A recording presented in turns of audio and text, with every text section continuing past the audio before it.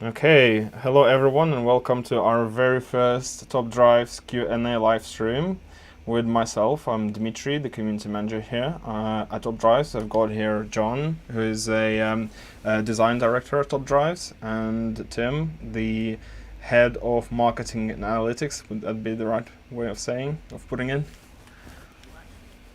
So I wanted to check if our sound is all good. I think we should go live right about now, so everyone should be able to see us in just a second. I'm looking at it on my phone. See, it's there. So for those who are joining our stream and watching us right now, could you please let us know if you can hear and see us well on this stream? That would be very, very muchly appreciated.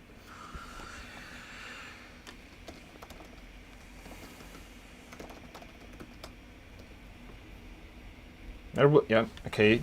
Hi, Mihai, Blaga, hi everyone joining. Yes, thank you guys for confirming that it's all good with the quality. Thanks, Top Drive. Very much appreciate your sound comment. Looks like about 30 seconds lag, by the way, from me saying something and I see it. Yeah. Just so you know. Or maybe it's different. But you guys, can you in the chat, can you hear Tim and John as well? Because I am being told that you cannot hear them. Tim, okay. Quiet. It's always my problem. And I probably haven't said anything yet, so that might be an issue. Can't hear Tim. Not at all. I'll just lean in and be loud. Just me trying to be loud. Can you hear John? I should probably say something, just talk about cars. Did one of my friends and they Okay, both are low. Will you turn yourself down, Dimitri, and then we're okay overall? Is that a thing you can do? So I'll try.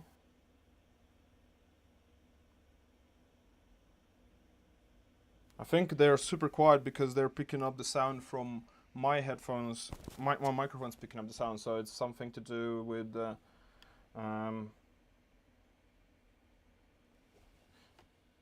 that's strange. our audio feeds are not coming through at all. Don't think so.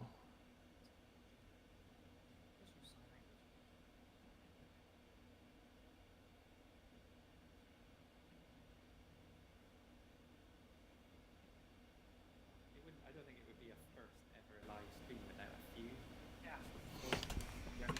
Yeah. Well, I mean, I would just have to do something like. Hopefully, it will make any difference. So here you go, John. Here's a challenge. I know a little bit. All right. Can you tell what this is? Right. Ready? Is it any better, guys? Can you hear them now? Eh? I don't know any at all. I just learned the alphabet. I think if I'm remembering correctly. I wonder if any other players can do it. I'll do it again. Here you go.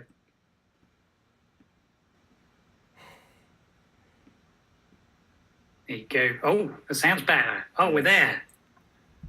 Yes. But we can't hear Dimitri. Yes. Wait, Well, oh, no, we can't hear Dimitri. 1 second. 1 second. Okay. Almost there. Right. You're still muted. 1 minute. I got that one. I understood that one. How about now?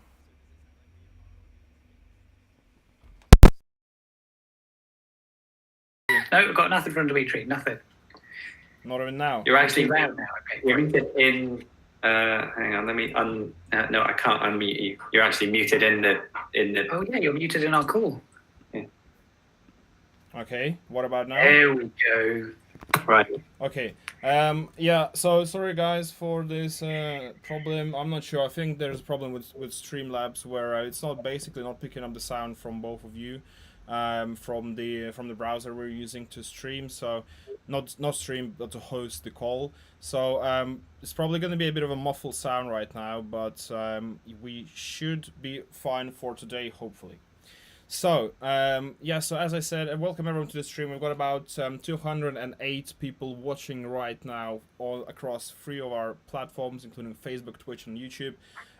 Just to let you know, guys, make sure you subscribe to all of these channels.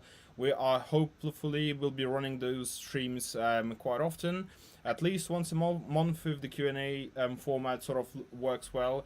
And I would really love to start doing those streams occasionally, where I'm just streaming on my own, perhaps playing the game. So not just answering questions and talking to the devs, but actually playing the game, maybe some challenges, try series, and also doing overviews for any kind of content that we might have in the future, be it update and things like that. So since everything's hopefully more or less good with the sound and video quality, our stream today will last for about an hour, well, a bit less than this, because we've had a bit of a problem at the start. But the idea is to run it for an hour. We've picked about 14 questions from YouTube comments under the previous Q&A. Sorry, I've picked 9 from there, and an additional 5 from other channels, including our Facebook page and forums that we have. So we have a pretty good program for today.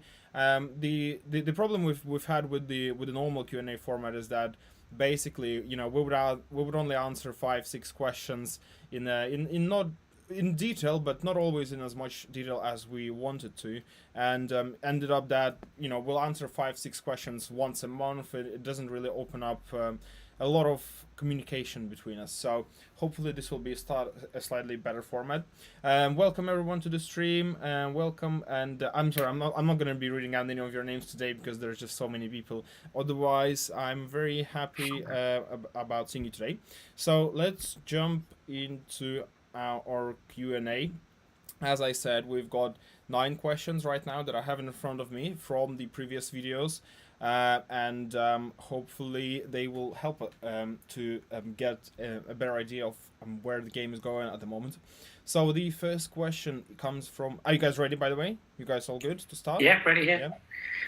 The first question comes from Kevin Haid, and the question is fairly simple. Have we ever thought of adding sets where collecting and redeeming certain cars rewards you with an exclusive car or a pack? For example, being able to flip, let's say, 3 ultra rare Porsches, 5 super rare Porsches, and 10 rare Porsches for a Porsche carbon fiber pack. So it's a little bit reminiscent of the thing we've spoken about a while back from the original development of the game, where we had this idea that if you collect all of the cars in a certain manufacturer, you'll win a prize for the prize car from that manufacturer. And then we changed our mind on that, partly because we think it's technically not allowed in Japanese complicated law, and also because it didn't actually seem that balanced. The people with the best garage get an even better car from that particular manufacturer. So we went away from it. That's not to say that there isn't something in the idea. And it's interesting what they say, that it sounds like a mission from the way that was described. It's like you've got a certain number of days to collect these sorts of things, right? Mm-hmm. That's quite interesting. Maybe that is more doable. And I don't know, or maybe it's like a special editions of those cards that we put out for a limited time, maybe have a different picture or a border or something, and so that they're special and they're the ones you're collecting right now. I do think there's something interesting in that. I know we say that a lot. I know, well, yeah, we're going to get to that question, aren't we? Yeah. But no, I know. I mean, just as you say, it was. I think quite quickly the whole concept of collecting, all the cars by a manufacturer it just wasn't feasible, and it has balancing issues, like you say. But smaller collections I think we have talked a lot about at some point the kind of the collectability or the collection side of the game is something that feels like there's definitely scope to do a lot more with. But yeah, this actually sounds quite interesting, like you say, almost as a mode-based thing. And also, I think somebody else, I can't remember. There've been a couple of questions recently where people have talked about almost it's not quite the idea, but almost that idea of being able to kind of construct a pack or kind of tune a pack in a way that you want. So there's a little bit more of kind of, yeah, you still have to kind of work. There's still something to be done to obtain that pack, but the contents of it, you've had an input in the theme, Right. and actually this feels like it feeds a little bit into that as well, that you could focus your attention on yeah. That's right. Because it's a fun part of the game. Like I had it just now, we had the whole Peugeot thing going on. I've actually got a terrible collection of Peugeots. I was like nowhere, and I was like, oh man, I might have to give up on this. And then I was like, no, wait, there's one in the Yellowbird Challenge. I can go over there and get that. I can open a bunch of French premiums, you know, and hunt for these cars, recognizing the probabilities. You know, sure enough, I was able to find them. And that's a really cool part of the game, going out and hunting for something. And generally, I feel like we haven't emphasized it very much. It's really been, you've either got these cars or you're going to have to buy the pack that we've got on offer right now. And that sort of hunting element is not really used. So yeah, something like that. Yeah, it'd be interesting to know what people think. Whether it's whether they view this as a kind of as a live mode that that sort of pops up, or there's a few running each week or something like that, or whether this is a sort of permanent aspect to the collection side of the game. Because I think when we've discussed it before, when it's come up on the team before, it's probably been considered almost more as a kind of reworking of the collection screen, and we just come up with a series of interesting soundings but much smaller collections that you can try and achieve. So in a way, it's kind of both sound quite interesting. That's a great question, and thanks guys for answering this. So just to clarify, everyone from this first list, the names I will list your names at the very end of the stream, but these questions have been picked from our previous YouTube Q&A video, which means everyone will get a carbon fiber pack for their question. We have a few questions coming from the audience on Facebook and Twitch and YouTube. For example, Daniel is asking, when will the Riders of the Storm event happen? I think many of the players have noticed this, but it's just not something that we can talk about right now. You can get you probably can get a good guess of when it's happening, after having a look at the timing of our previous challenge series, but there are no guarantees, no promises as usual. But make sure to follow our social channels and keep an eye on them. As you will be, in this case, the first to find out about Riders on the Storm and other events that will be happening in Top Drives. And by the way, the Tri Series should be starting today. I don't think we have revealed anything yet, but it's something that is quite exciting for today. So let's jump into the next. Actually, there's a question on Facebook, not a question, more a comment. It says, VTech kicked in, bro, from Florian Maurice. I think it's a very relevant for this conversation, and keep them coming, Florian.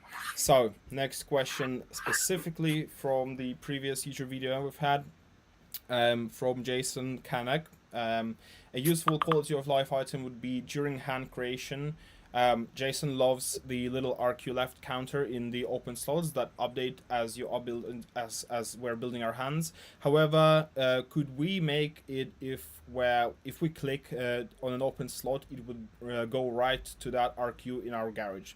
So anything you guys want to talk about this? I can see the note that it's been added to the backlog as a very good idea. So no, I mean that's it really. The funny thing is, I think that exact same thing came up from a few of us in the team independently. As soon as we're playing with this feature, and you get to that point where it's like, oh, I just need something that's 51 RQ. It's just, oh, obviously I should just tap this and it should take me there. Mm-hmm. So yeah, we put that on the list. It's good to hear endorsement from other people. I do think it makes sense to be pretty convenient. Yep, that's a very quick answer. So Jason still gets a carbon fiber pack, and just a few more notes I'm being sent from YouTube comments. One is, can we get a better scrolling function for the garage, or a to the right button, so that you don't have to scroll endlessly to go to the right? Do you guys know if we have something like this already in the backlog somewhere? It seems like I know we've talked about different versions of it. the strange thing about it is that depending on the size of your garage, different things would make sense for you, right? Like for some people, it would be good if there's just like a scroll bar and you just, go from the right to left of the screen and just dragging that scales across your whole garage. But if you've got, 600 cars, that's totally mad. That's totally mad. It would just go past too fast. So that doesn't make any sense. And then some people I just want to jump to the next rarity band. And again, though, if you've got loads of cars, that's no good. You're like, I want to jump to the next RQ. So different players have different needs. And I think different versions of that idea have been considered and gone to the backlog. But I don't know what the front runner is right now. Thank you. So next question from the previous Q&A we have, it comes from Porcelain S. And the question is as such: just add some new features instead of blathering on about it every month. Tim, that could work. I like it. We'll add it to the list. It's like the Okay, I'm not gonna read out the rest. I think there's a little spelling mistake in there as well, but yeah, basically we talk about the features and that could work, this could work pretty much on every one of our videos, but we never kind of communicate back what are the features that are coming back. So I think it's a good idea for us to kind of explain what happens with all these ideas and features that people suggest to us and that we discuss. Yeah. I mean, the basic problem, and I learned this when I came to Hutch, is just the complicated process of building something, right? You've got to program it up and QA it, and then there's all sorts of edge cases around it that you didn't think of the first time that you had to deal with. And whereas coming up with an idea, you can do it in 2 minutes. And so the problem is, in the amount of time it takes you to actually develop something properly and get it out, you've thought of 100 other ideas you could do. And that's just us. And then there's thousands of players out there with ideas all the time. So the fact is, there's just way more ideas than we can do in a reasonable amount of time. I will say, just about everything that comes out in an update, right, be it a feature or a bug fix, a player at this point has suggested it at some point in time. I think pretty much everything that actually makes it has been suggested by somebody. So it's like, in a way, we are acting on it. It's just a limitation of how fast we can go. Another thing is, people say, we just get more engineers, then just hire more people, just get bigger. And there's a whole difficult conversation around that. There's this concept of the mythical man month, where just adding more people doesn't actually necessarily make programming in particular faster. It can make it slower even. So there's a whole thing we try to balance about the size of the team as well. It's very difficult to get right. But, I think, and so I'm probably getting into sort of development processes and things like that. But I think just the priority, how we prioritize and what we prioritize is such a big part of our trade, and just the success, and it's like I guess it's a healthy tension to kind of what we develop and what makes it. But unfortunately that applies even more pressure to what you're saying, Tim, which is that the ideas just build up so fast, and it's on the one hand it's an amazing problem to have, because just the sheer quantity of genuinely good ideas show the kind of level of engagement with the world of block drives. But I think it would be fair to say that we definitely kind of acknowledge ourselves the fact that we'll sometimes stop filming one of the previous shows and actually just make the comment ourselves that it's like, I don't want to keep saying things are interesting and then not have them appear. It is frustrating for us. I'd like to think we are prioritizing the right things into the game. That's obviously not going to feel like it's always the case to all players. But also, I think it's worth, can't go into details, but I think it's worth saying that we're always discussing how can we get better in terms of at a very high level. How do we get better at supporting this game and giving more things, kind of growing the product in the right way for the players. And I think there's definitely been some big discussions around that. And I think as we move into 2021, I know the general message across the team is let's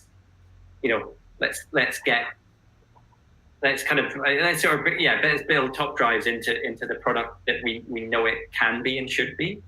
So the internal motivation is absolutely there, but I get it that it must be a bit frustrating from the. That's right. But we hope it's at least less frustrating than not even having these and it's just a complete blank slate, and you're just sending ideas, and you don't even know if it's something we'd go, interesting, or it's on the list already, or it's something. I know it's depressing if people preferred the blank slate to us, but hopefully we're serving some purpose.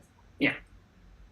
Thanks, guys. I would also add to that, we do have a big list of features that's being updated on a regular basis, and it's literally, I would say, if I looked at it right now, I would probably find there every single feature that's kind of been more or less suggested in previously, and if we combine the dev time for each of those features, that's literally years and years of dev time, which is not possible with how we work on, and not just us. It wouldn't be possible for any other company to working on such things. So it's there's definitely a challenge in prioritizing these tasks, and but we write down everything. There's a big list. The priorities are being set, and we know a lot of pain points that you guys have, and we're aware of them, and we are absolutely determined to getting those sorted and fixed and introduced into the game. So post-LNS, I think, so that was a great question. You get a CF back. Next question comes from Matsy yplay6666.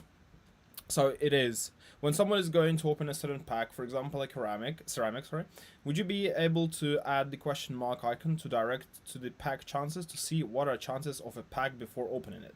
So I think we kind of talked about this before, but I know there's something in kind of something was in the pipeline in the back of my head, but I can't recall if there was something. Could you guys let me know? I think we did mention it before, that you can go into the help section and you can look up these things, but really it would be better if there was just a button to go right there. And sometimes it's a new specific pack, it's not even in the help section, and you can figure it out using the filters and whatever, but it would be way better if there was just a button to press. So yeah, that's on the list, and higher up the list. No, I think it's worth mentioning that's actually, I would say that is definitely high up the list. I think that will, I'd like to think that's going to be coming really soon. In a way, it's a Hutch-wide initiative that we do. Just as a company, we, for us, the kind of the random chance element that features in a lot of games, and a lot of our games is a truly compelling kind of game mechanic that we love as players. But we want to make sure that we are, in terms of visibility over that we are doing everything that we can. So, I think across all of Hutch's products, that's been made a priority in recent months. So, I think it's safe to say that will be appearing. Mm-hmm. We have a bunch of questions coming from our comments on Facebook and YouTube right now. One of them is from a player named Gurdas, and he's asking, any chance for story expansion and addition of cars such as the 300ZX or the 2018 Civic Type R?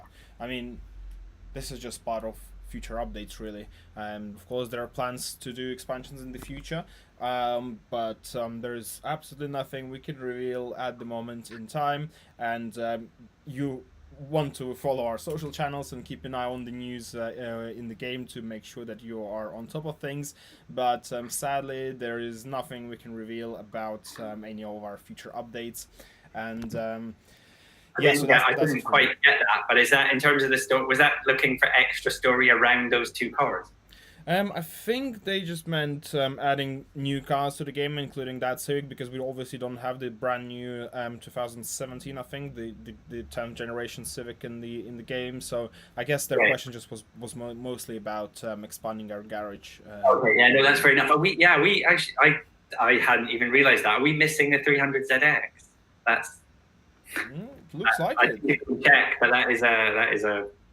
that's an awful thing if we are. I remember spending several weeks doing everything I could to persuade my dad to buy one back in the day when they came out, because it was stuck with your Wow, really? Well, there was a reference there, as it sounded like, to more campaign, right? Or possibly, or championships. I can see people picking that up in the comments. Yeah. It's interesting. That's something we've been talking about, because even the championships, the Yellowbird series, it's kind of cool, but it's something you do very rarely, right? Like you've got to save up enough renown, and then you give it a go, and then you're done. And so it's interesting, but it's not a big part of the game. So I put the question back to the players: how big is championships for you in the Yellowbird series? Is it a really important part of top drives to you that we've added to our hand, or is it just like, oh, it's a cool extra thing, I do it sometimes, but I don't really think about it? Because we want to know. We could add more, but it's based on how many people do it and how often. They're like, oh, it's not a huge part of the game. Are people really keen on it? That's the question I would put back. Yeah. Yeah, we're absolutely. Guys, if you what do you think about championships? Do let us know in the comments, and we'll make sure to read out your answers and make a note. Okay, we've still got a few more questions to go through from the previous Q&A. Yep. So next question comes from Joseph Maurice. With so many arcs in the past, giving so many low RQ price cards, I'm sure I speak for many others when I ask if there's any use for most of them, other than to just progress in one weekly challenge for another prize car and then never use again. So I think we've been asked this many times. It all boils down to what are players supposed to be doing with all those low tier prize cards that they're getting from various events that we have in the game. Yeah. I'm just counting now. Okay, I think I've got 49 common and uncommon prize cards that were collected for some reason, and now that reason is over. So what am I doing with these cards exactly? I'm just clinging onto them because they're prize cards and you can't get them any other way. And we addressed this in the show earlier. We were like, yeah, maybe you don't need them, but we're not certain because we might come up with some cool idea that uses them. So if we were going to say they don't matter anymore, we would take the prize tag off and say, okay, it's now available in packs. That's another question to players, actually. Like, how attached are you to these as prize cards? If we did that, does that take something away? Because you don't have them as a souvenir anymore of that thing that you did. They just become generic cards, and you're like, oh, who even cares? Is there something cool about having them? Or were you just like, no, man, kill them off. I'd rather have the slots. I'm interested to know what people think. The other thing to say on that, by the way, as well, is there's been so many now, we could potentially say, oh, you know what, the oldest ones, let's say those are not prize cards anymore, and the others still are, because maybe still we'll have some idea that we think would be good to do with prize cards. And then, a little bit later we go, okay, there's been a new round of ones that everybody's collected, let's get rid of the oldest ones again, and so there's at least a moving collection that you have. Because right now, I've got like 50 of them, and it's just building up over time. So maybe that's what we do. It's that question of how sad would players be? What's the downside to doing it? Yeah, I'm seeing somebody mention the Austins, right? In particular, because you just collected one of each. That's a little bit more special. So that does feel pretty cool. Yeah, I've always been quite never sort of figured out quite the mode for it. I always sort of love the idea of finding a mode where, I don't know, prize cards bring a sort of points multiplier or something like that. Where there's just that thing that actually, it was right back at the beginning of Top Drives. So we always wanted to play with the whole world of cars, so even lower performance stuff. And I think there's just something fascinating about putting a hand together where you're bringing a couple of lower performance cars in. Yeah. If you use them very strategically, you might be able to kind of win the odd race with them. So I could still see a scenario where prize cars bring a yet unseen kind of value, but that's incredibly speculative and probably only in my head. So the chances of it making it into the game are quite slim. We are picking up a few answers to the questions about the championships from the comments. So, for example, Paul Arts is saying, just look at the number of questions about Yellowbird like series, and you will know the answer. And indeed, there are so many questions we get about Yellowbird and championships in general. But definitely I can see the reason why people are asking and are concerned. Orsh is saying it's great. So Joshua Kopczynski is saying they would be good to have a few championships to choose from. Maybe other ones could have different requirements rather than countries. Thomas F says challenges are the number one reason I still play, and the number two is the campaign style for winning yellow belts. So challenges and championships are a bit different things, but yeah, we're talking about specifically championship, right? Your question was about champions, wasn't it, Tim? Yeah, it was. Yeah. So Hey Boy is saying single player is great, and I think I'm just looking at the comments. It seems that there's a uniform agreement that championships are amazing. Right. Okay. Nice. Scroll down. Next question. And by the way, Joseph Morrissey, yes, congratulations on your CF pack. So, next question about cash comes from John Rockmore. I'd like to see more opportunities to win cash for upgrades. I'm at a stalemate right now. No cash, no money for upgrades, not winning enough to advance. I don't have money to pay to play. Up until now, I haven't had to. I'm very disappointed to know I can advance no further. I would have upgraded my rating to 5 stars, having now a better understanding of the game, but for this problem, I cannot do that. I think we have a small answer to this. If any of you guys want to pick this up, but... Yeah, I mean, play club events, right? That's the answer. Let's go deeper. Let me just reframe it. Right, here we go. Sometimes you need loads of cash for some reason, right? So here's what I do. Boot it up, go into club events, find an event that is just about to end, quickly get in there and do one race. Then you come out and then you do all of the other events and, use up your tickets on those. Just possibly in the daily event, you could smart it, right? That's where you put in your worst cars right at the beginning of the event, go down to the bottom of the leaderboard. Then you put in slightly better cars and you can get 3 stars against everybody else who smarted with you. And then just keep doing that to get 3 stars for most of your wins. And then when you've done all that, then you go back to club events. That first one you entered has ended. So now you can enter another one, do 5 races in that because there's a slightly better reward for doing 5 than 1, right? And then you're done. Well, maybe you could do the challenge or championship or something. Then, right, you come back maybe a couple of hours later and you can do that all again. And you can make quite a lot of cash in a day if you're doing all of that. Obviously, it takes time. You can also invest in the doubler in club events as well. If you're going to go hard for a whole week, that's really, really good value. But yeah, there's quite a lot of ways to make cash now if you go for all that. And you don't even have to have a great garage, right? You can smurf with a terrible garage, and there are low RQ club events as well. And you don't even have to win all the races in club events to get the rewards as well. There's participation cash. So yeah, there you go. And yeah. John. Oh no, sorry, I was just going to say that's a great detailed answer, Tim.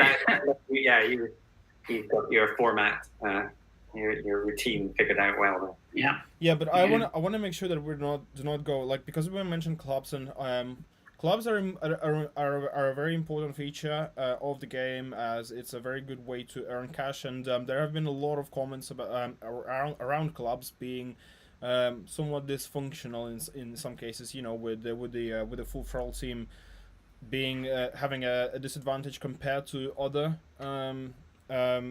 teams. So I would like to know, guys, is there anything we can do about this? Is there anything we should be doing about this, in your opinion? Because this is it's a pressing issue. So I think we definitely need to think about it a little bit more, as clubs, just as I said, they're just an essential part of the game at this point. Yeah. It was a question to you. All the players, I was going to say. No. Yeah, there is this subtle form of bouncing that we've never said exactly what it is, that slightly alters how well some teams do. I haven't even seen anybody guess it right yet. That's interesting. We could pay a bit more attention to that. But I do feel like maybe it's time for a longer term fix. We talked a long time about doing high profile transfers.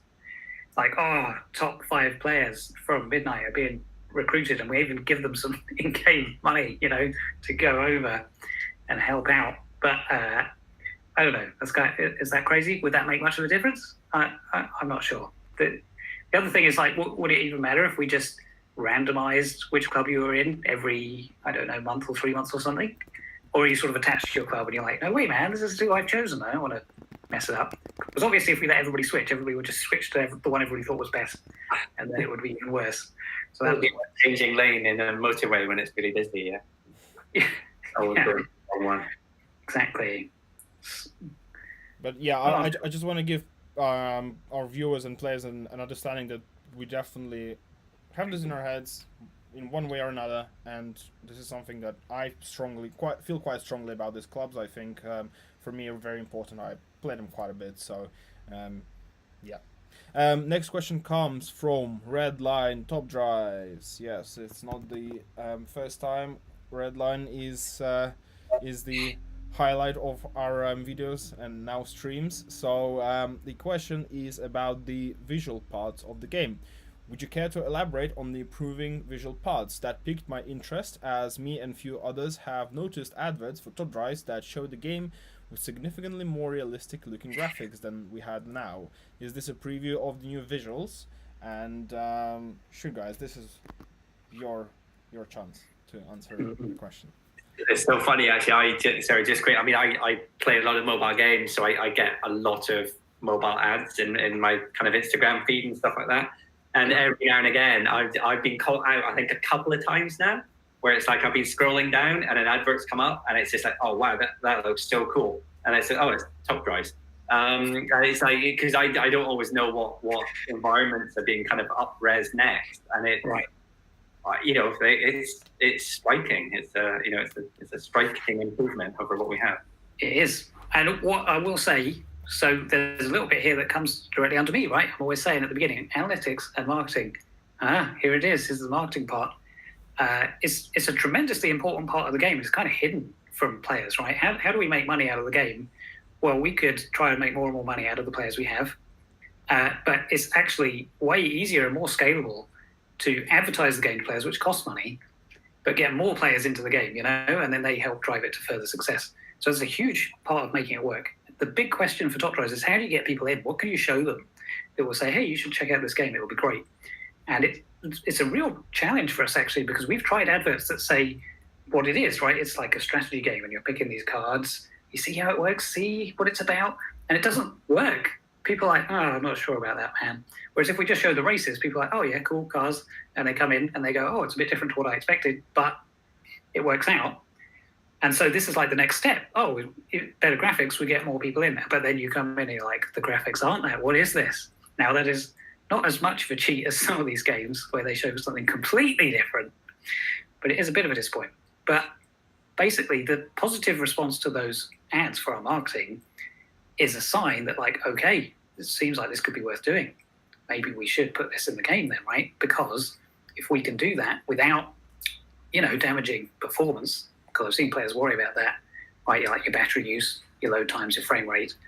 If we can get that in at a reasonable cost, not only would that be cooler, that would also work better for those players we bring in from those adverts. They'd come in, and a few of them we lose because they're like, oh, wait, what? It doesn't look like that. If we could hold on to them, that means the marketing working better, as well as just the game looking cooler and just generally being better. So basically, we are actively looking into doing that.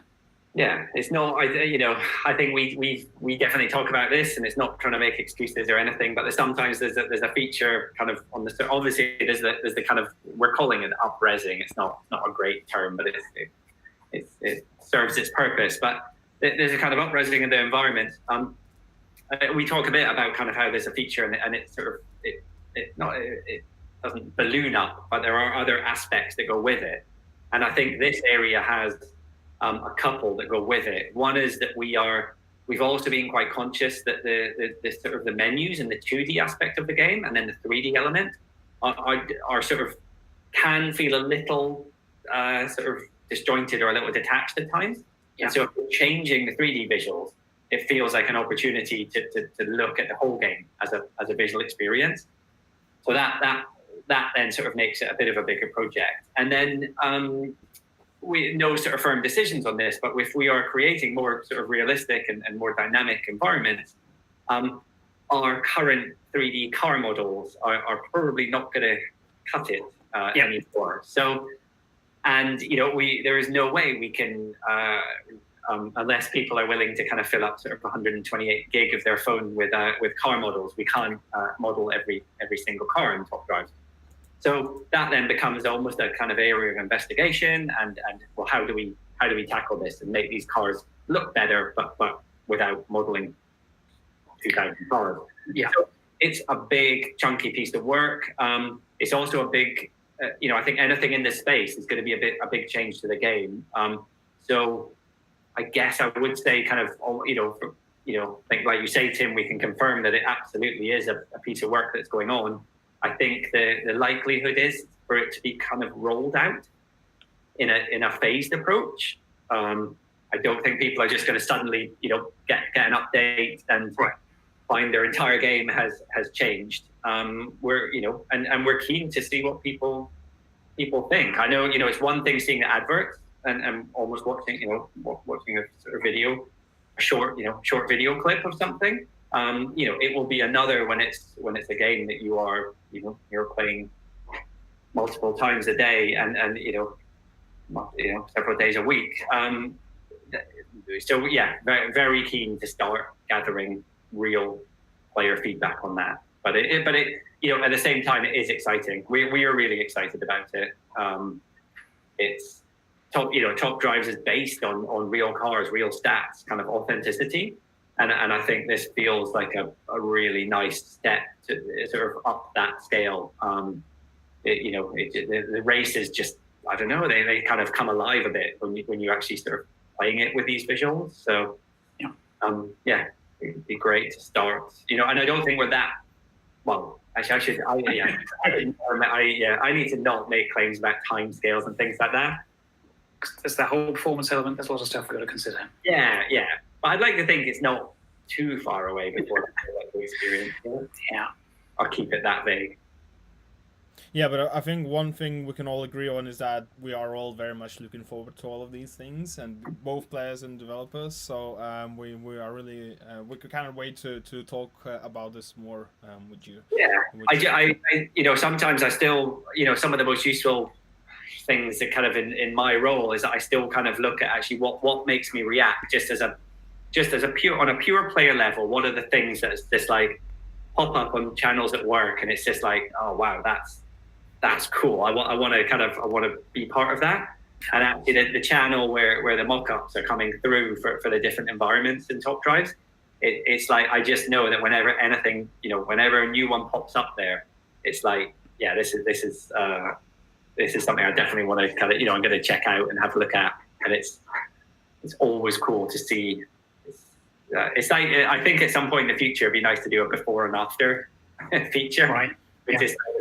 Actually, we could almost do I don't know what you call it, like distant history, like distant before, and then a bit before, and then after, like, as in, I still remember when Top Drives were just little discs, little colored discs going around a kind of monolithic black environment, monochromatic environment. So some players go out and they can find from some slightly dubious websites old versions of the original beta of Top Drives. Wow! So that you can see some of that history there as well. Wow. Don't recommend it. Do that at your own risk, but you can see it. Okay, thanks guys. I think we've got maybe about 10-15 minutes left, so I want to look at the chat. There have been a couple of quite good questions in there. People keep mentioning brands that do not exist in the game right now. Tesla, Toyota, and Ferrari, and many others. I think we have kind of talked about this in the previous videos, but I just wanted to clarify. Licensing is a pretty difficult process. So, and sometimes I see on the forums people are saying, why are you guys so lazy just to add Ferrari? Well, it doesn't actually exactly work exactly this way. It's not about laziness. It's licensing. It all depends on licensing, which is a very so that, like, the newest comment is exactly. Licensing is a pretty complicated process. It depends on the licensor whether they're happy to work with us or any other company that is requesting licenses. So it's not as easy as it is. But I mean, I think it's worth saying that it's not something we do a bit of and then sort of just almost don't think about for a little while. The licensing in Top Drives is an absolutely full time. There is always something going on. Whether it's just constant kind of dialogue with the manufacturers. And at the end of the day, there's certain manufacturers that for whatever reason just don't really partake in game licensing, And you know, there's we can try and put a case to them, but there's only so much we can do. But we're definitely aware of the brands. I know actually I was chatting to some of the team the other day, and actually the car roadmap does look very, very cool. There are, there's still a lot of stuff, from existing brands and potentially new brands.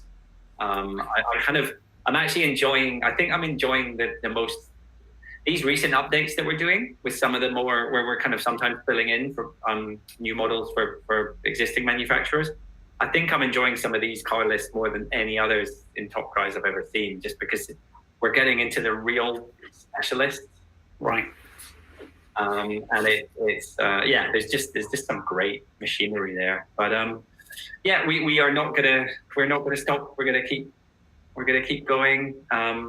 There's definitely, and we have certain manufacturers that are big targets for us, and we're not gonna Well, and just to give you an idea as well, right? So we've said a few times, but together up in one place, we don't show on cars the 100 mph time or faster, or the MRA, and that's partly because some manufacturers actually don't want to talk about cars going at illegal speeds as much. So, okay, we've made it fair to everybody and we've taken that off. That's one thing. There's a hidden stat I've occasionally mentioned that we're not allowed to ever talk about, but does exist in the game. Manufacturers don't want us to ever mention it, but it is there. And then you saw with Lamborghini, there's this thing where the peak torque says not applicable, which is like, what's that about? It's like, that's part of the licensing agreement. So you can imagine other cars, perhaps some that we don't have additional requirements, and maybe some of those requirements wouldn't really work for the game, and there's a bit of a challenge for us to agree on something. So you can get an idea for some of the challenges that we might face. Yeah. Thanks, guys. We have a few more questions coming from the comment section. So Ali asked about 5 minutes ago, why is the KTM X-Bow RR German Renaissance? I think we've mentioned this on the forums not recently, but this is just a mistake. It was not supposed to be this way, and we are looking forward to fixing that. There were a couple of requests to add a dark mode to Top Drives, which we don't really necessarily have a very light mode right now. I think it's kind of in between somewhere, but although it is kind of light, but I think it's a good idea to actually add the dark mode. I would love to see that. Can you add the Vauxhall Corsa VXR? For a second I thought that we have that, but we actually have Astra VXR and not the Corsa, interestingly. Which arguably would be a bit more popular car. What do you think, John? I don't know. I mean, VXR is just a whenever it's used, you're going to for a bit of a wild ride. Actually, I was going to ask a very quick random car question to the community. A couple of days ago, I was doing my sort of just fantasy, going through Auto Trader in an evening, deciding what would be fun to buy, and just decided that I've never actually looked up what Alpha FZs go for. I don't know if you know those guys. It's a very strange kind of wedge-shaped. It looks like a concept car, but they produced a few of them. They produced a kind of SZ, which is the coupe, and the RZ, which is a roadster. And they got 6 little square headlights. This is so cool. Oh, yeah. Wow. The chances of this are so slim, but I wanted to know if anybody had ever been in one. Because I just don't know what... I was sort of looking at it, and actually I found one, not that I'm in the market for anything like this, but I found one for sale. And it's just like, it just looks like it should be worth $1 million, and they're not. But I have no idea what they'd be like to go in. I don't know. I know they're based on they're based on an Alpha platform, but and they have a nice engine. But anyway, sorry, a complete tangent. But no, there might be an SZ owner out there. I'm sure that'll be fine. We have another question from Pomat794. It actually goes back before my time. So the question is, will we ever get challenges just for some lower RQ price cars, like the Chinese New Year challenge? I wonder what that means, the Chinese New Year, because I wasn't here. Do you guys Do you guys know what, Oh, what it is? Yeah. So a little bit like we have now with the Ride of the Valkyries tag, there was a tag just for cars that were made in the Chinese year of the whichever one it was, and so that would be this year, and then 12 years ago, and 24 years ago, and so on. And that seems like something we could do again because there's another Chinese New Year coming. Yeah. I mean, you will have seen in general, right? We've kind of stepped up the game with challenges.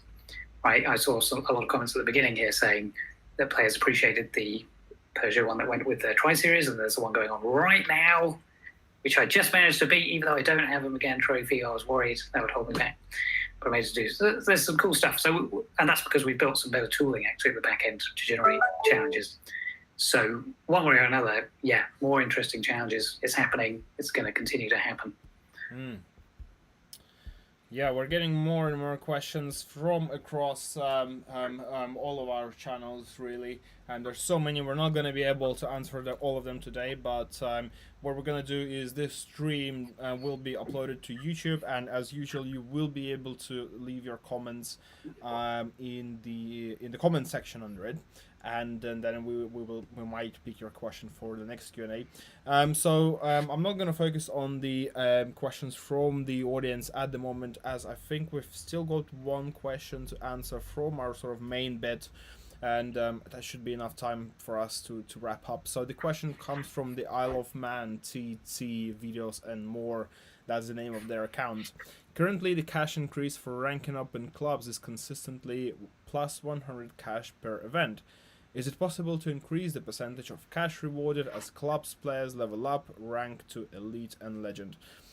Are you guys actually understanding what am I asking? Sometimes I'm like, the club cash rewards pay out based on a few things, right? Like how many times you raced, did your club win, and your rank, which is how much club XP have you got. And that one increases from 100 to 200 to 300, 400. And you have to put in a tremendous amount of effort to get all the way to the end, right? I'm not there yet. But and so it seems like a relatively small reward. I'll be honest, I don't think we'll be about to increase that, because like I said earlier, you could make quite a large amount of money from clubs right now. I don't think we should really increase that even more. I think it's pretty good.